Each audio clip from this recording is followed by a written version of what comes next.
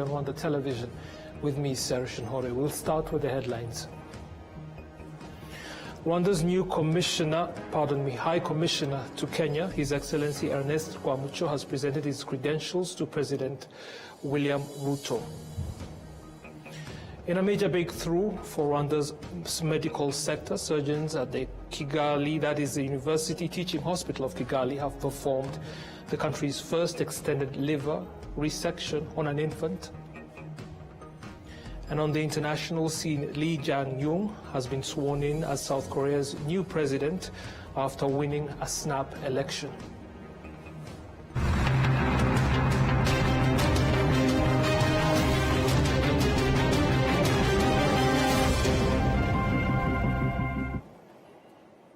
Now straight to the details. Thank you again for taking the time to join us. Rwanda and Algeria have signed cooperation agreements in various sectors that will further strengthen the existing good relations between the two countries. This took place during a working visit by the President of the Republic, His Excellency Paul Kagame, to Algeria. We have the details on that.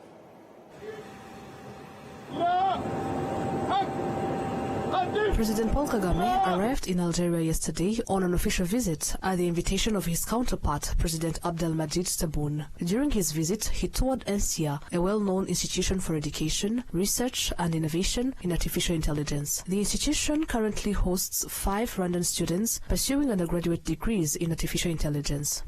President Paul Kagame, together with President Abdelmadjid Tebboune of Algeria, witnessed the signing of the 12 cooperation agreements between the two countries.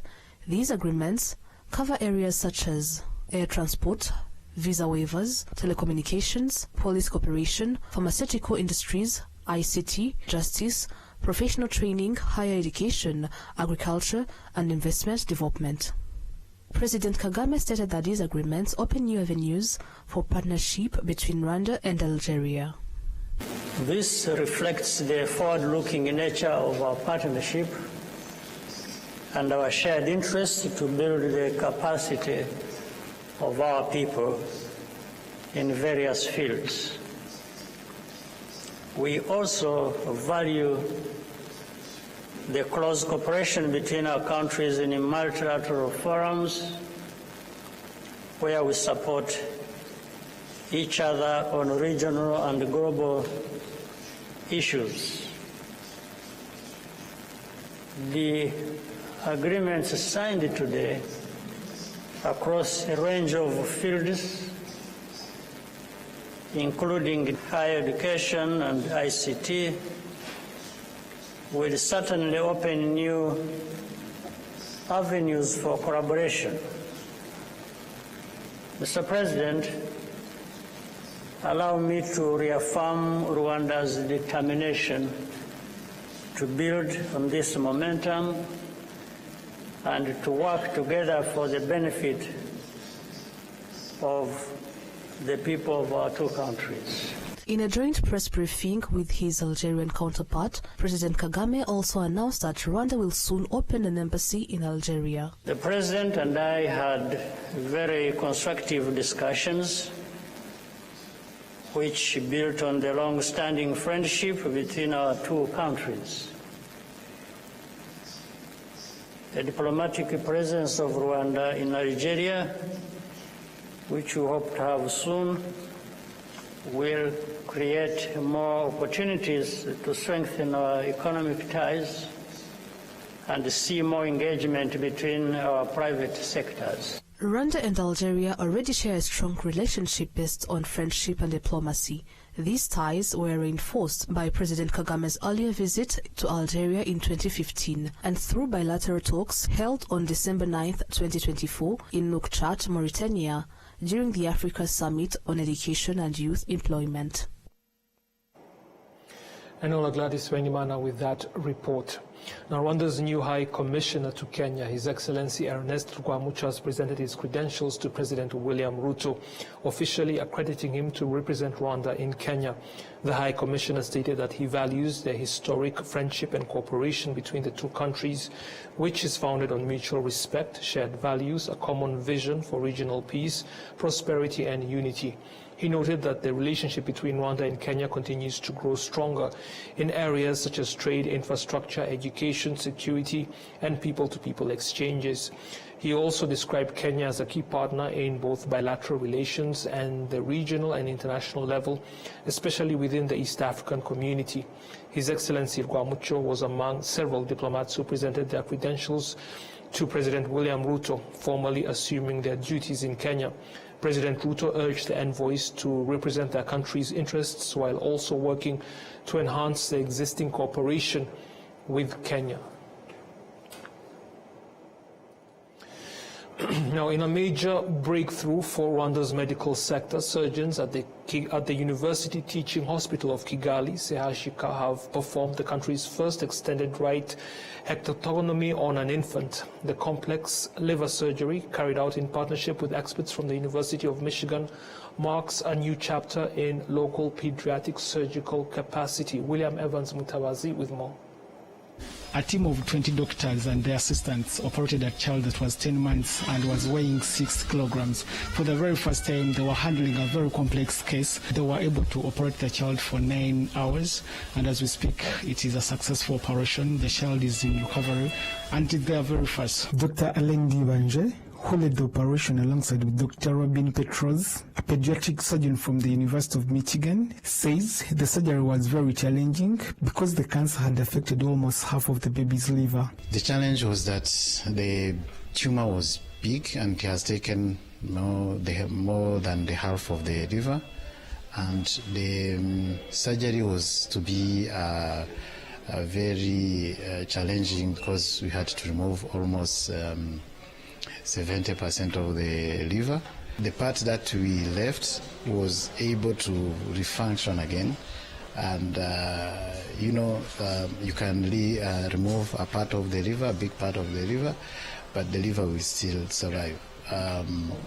Mostly even 20% can survive, and so for this one we had 30%, and according to what we saw after the operation, the baby did very well, and he recovered very well. Eritanyira Hategekimana, the mother of the 10-month-old who was diagnosed with a rare congenital liver cancer, told us that the boy was born normal and seemingly healthy until he was 2 months when he suffered frequent abdominal pains.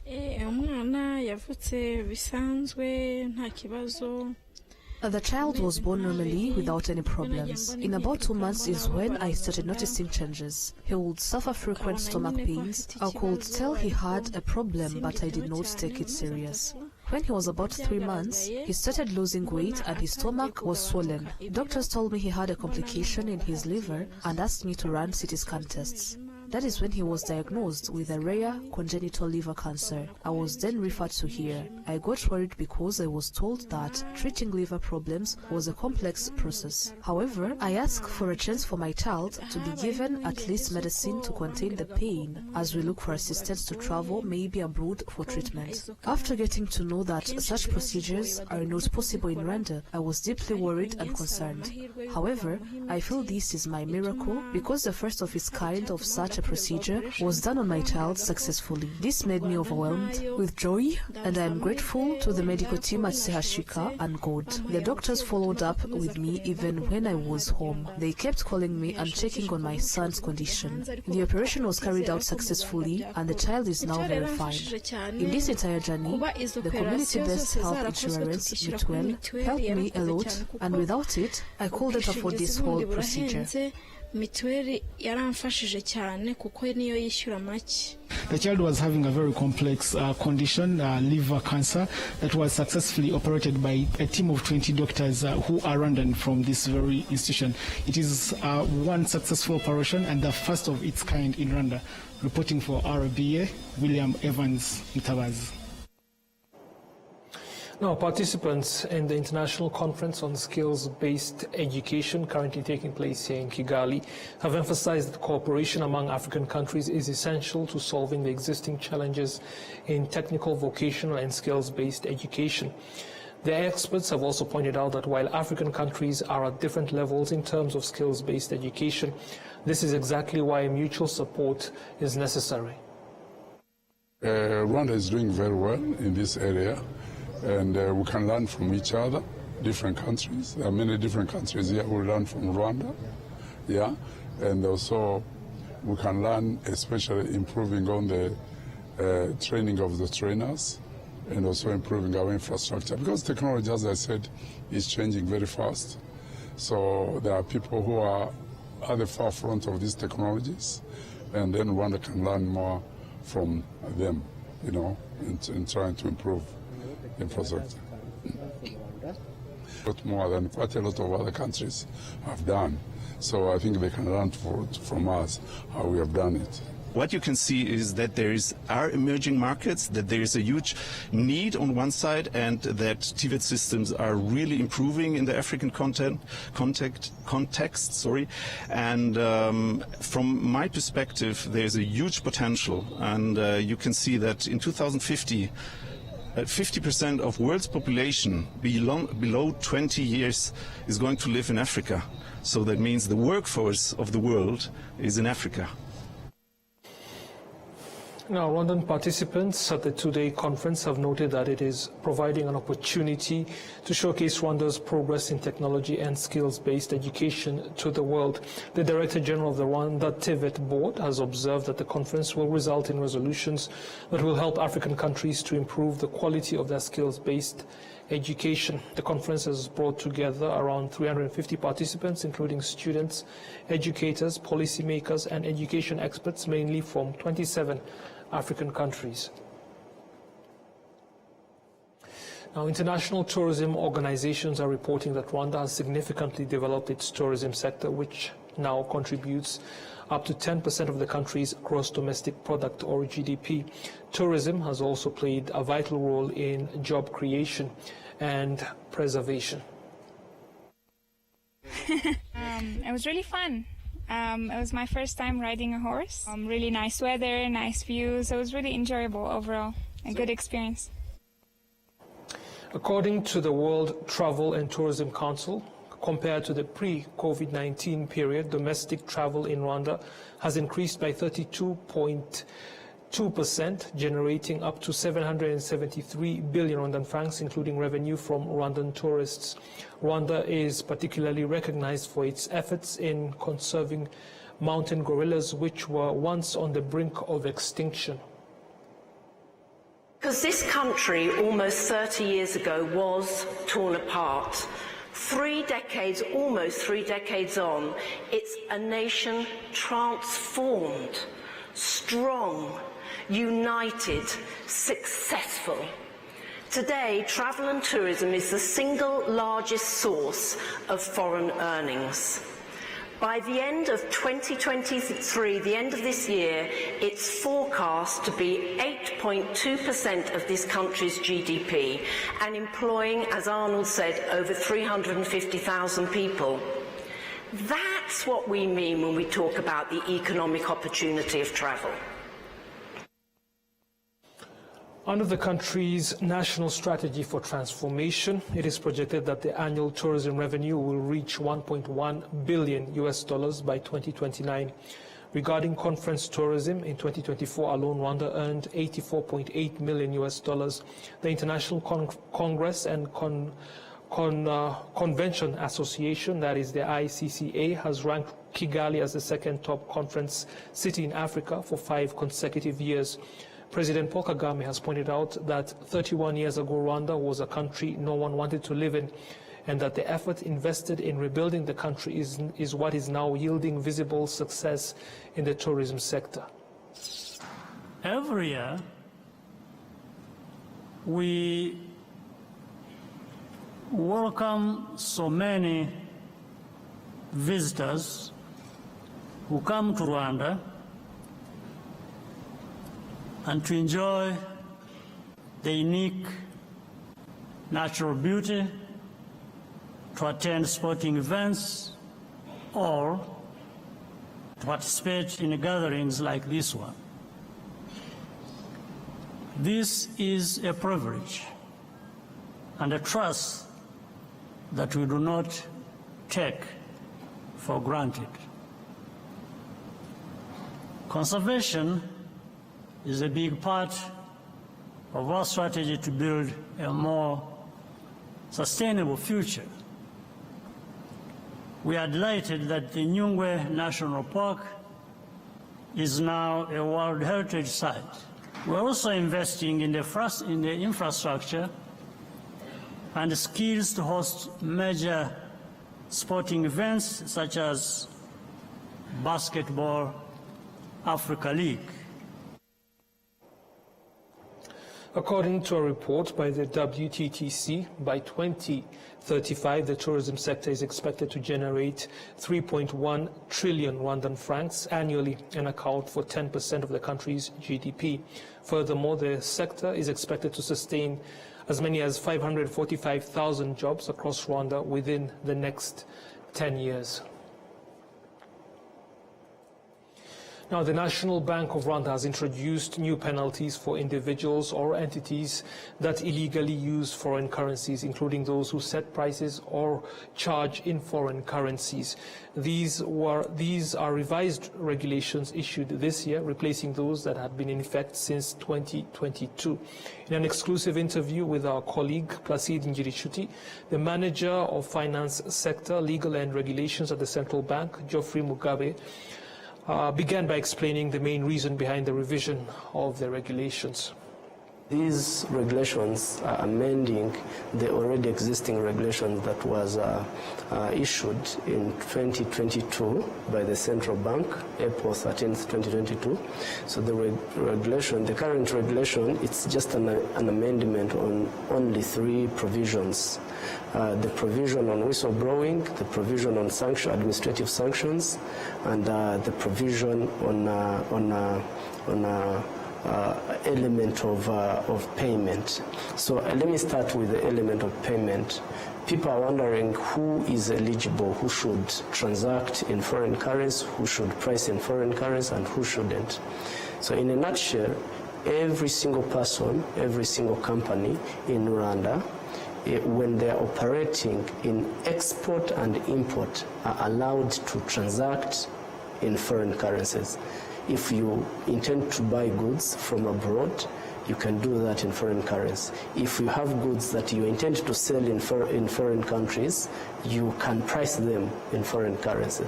Let's say you have a beautiful art that you've made here in Rwanda, but you intend to sell it to Kenya or to Dubai, you're free to price it in foreign currency. So the second person that is eligible to transact, to price in foreign currency, there are those businesses in their nature cannot afford not to transact in foreign currencies. I'll give an example of international schools, of hotels, of travel and tourism companies, of casinos. So those businesses are already enshrined in the existing regulation and directive that they have a full authorization to operate in foreign currency. But I have to highlight one thing. They are only eligible to transact price in foreign currency only when they are dealing with non-residents. Only when they are dealing with non-residents. So for the sanctions, as you mentioned, there is just an amendment on the sanctions, like on pricing. If you are found to be in violation of the current regulation, you are sanctioned with only 5 million Rwandan francs. So if you are a recidivist, let's say you repeat that, the amount doubles. So for transaction, it's 50% of the transacted amount.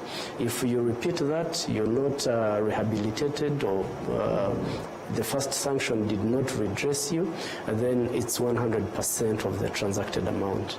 So in brief, those are the major changes in the current regulation. It's about the encouragement of whistleblowers, everyone to share information with the central bank or competent or other law enforcement agencies. 2, it's the upgrade in the sanction regime, where on pricing it's 5 million and 10 million if you're a recidivist, Then on transaction, it's 50 to 100 when you repeat it. The last one is the exception of the services and businesses that are allowed to transact and price in foreign currencies, but only when they are dealing with non-residents.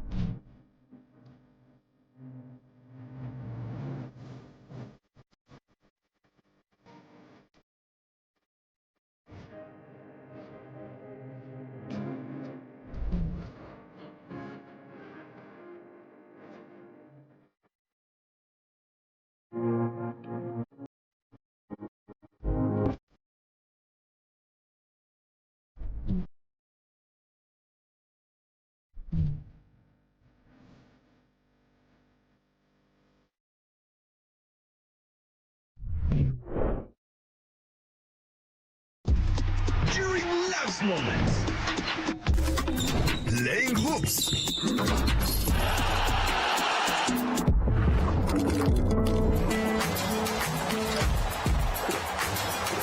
giving away,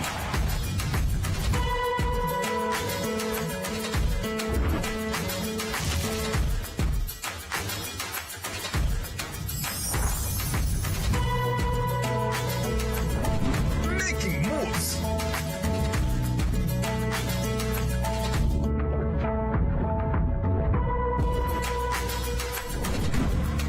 Breakfast with family. Inyanje is always there. Whatever the occasion, whatever the moment, always ask for Inyanje. Nyiri muto arababwiraga data bati ntabwo wagira umukamo mwinshi utunze inka imwe, ariko nigeze acika intege. Mama akinjira mu bucuruzi hari abamubwiraga bati ntabwo watera imbere udakorera mu iduka rigezweho, ariko ntibyamusubije inyuma, yakoranaga umwete. Njye muri kaminuza hari abanshidikanyagaho bavuga ko nashobora kaminuza naturuka mu muryango wifashisha, ariko byarangiye nanditse amateka mashya. Igihe cyo gutera ishema umuryango wanjye kigeze, bamwe bakomeje kumbwira bati ntabwo watera umuryango wawe ibyishimo n'ishema, ariko narabishoboye. Hari abakekaga ko nasigira umurage ukomeye abankomokaho, ariko ubu mfite uruganda rutunganya amata. Banki ya Kigali yabaye umufatanyabikorwa wanjye mu rugendo rwose, inzozi zanjye ziba impamo. Bigereho.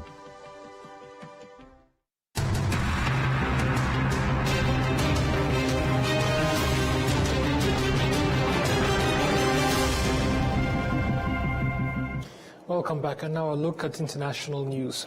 South Africa's Great Sardine Run has arrived, and it's a week early. Hundreds of people are taking part in the fishing frenzy as millions of migrating sardines swim along the Durban coastline. However, climate change and its effects have begun affecting their numbers. Al Jazeera with more. It's an annual sardine spectacle that's attracted many to South Africa's shores. A fishing frenzy caused by tens to hundreds of millions of migrating sardines in shoals stretching kilometers long. It's a world phenomenon, so you got to come down and watch it every year. And it's the way people make money down here on the south coast. Costs them a lot to make it, to actually get a license to come on the beach. Requests for licenses to fish like this skyrocket during sardine season. In terms of biomass, the fish migration is believed to rival the giant herds across the Serengeti. I think the sardine run has been fantastic so far. It started up, it sneaked in. It's about a week and a half earlier than we expected.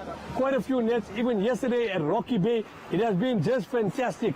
Lots of sardines, a great netting done. But the fish and the frenzy are under threat. Warming oceans and overfishing are causing sardine stocks to shrink dramatically. Everything is more modernized now. Before we used to use the rowing boats and all. Now we use the motor boats. And we never used to net on the back line before. Now we're netting, we're netting where the shark nets are, you know. So, yeah, it's a big difference. Since the early 2000s, the migration's biomass has fallen by 3/4.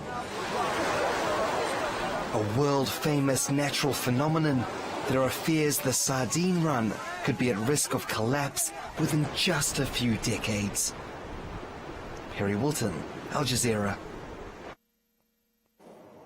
Lee Jae-myung has been sworn in as South Korea's new president after winning a snap election on Tuesday. He succeeds impeached former President Yoon Suk-yeol, who was ousted after a failed attempt to impose martial law. Al Jazeera once more. Lee Jae-myung being sworn in as South Korea's new president. Lee's oath-taking ceremony came less than 9 hours after the result of a snap election that caps 6 months of political and social turmoil. It's time to restore our democracy, which has been destroyed by armored vehicles and rifles. Having long been a critic of the US-South Korea relationship, Lee now says he wants the alliance strengthened, while simultaneously seeking fresh dialogue with North Korea. No matter how costly, peace is better than war. Lee's supporters gathered on the National Assembly lawn, hoping to catch a glimpse of the man they hope can revive the country's democracy and international reputation. Now there's no left or right. It's time to unite. I truly believe he's someone who will govern honestly, with integrity, focusing solely on the people. I think he's the person who can make our country cleaner and more prosperous. The political honeymoon might not last long. Lee has a dilemma: how to ensure accountability for those responsible for martial law, which in his eyes is the entire Conservative bloc, without deepening the divisions he has pledged to heal. The opposition is in disarray, but still a force to be reckoned with. All the rhetorics and reactions that we've been seeing during the campaign and so on, in reaction against him actually, has been pretty strong. So he definitely has a very much of a daunting task ahead of him. Then there's the economy. That was already slowing before Trump imposed tariffs ranging from 25 to 50%. Lee is also involved in ongoing court cases, investigating allegations of corruption and misuse of power. Jack Barton, Al Jazeera, Seoul. Before we end this edition of the news, let us again take a look at the headlines. Rwanda's new High Commissioner to Kenya, His Excellency Ernest Rwamucho, has presented his credentials to President William Ruto. In a major breakthrough for Rwanda's medical sector, surgeons at the University Teaching Hospital of Kigali have performed the country's first extended liver resection on an infant. And as we just saw, Lee Jae-myung has been sworn in as South Korea's new president after winning a snap election.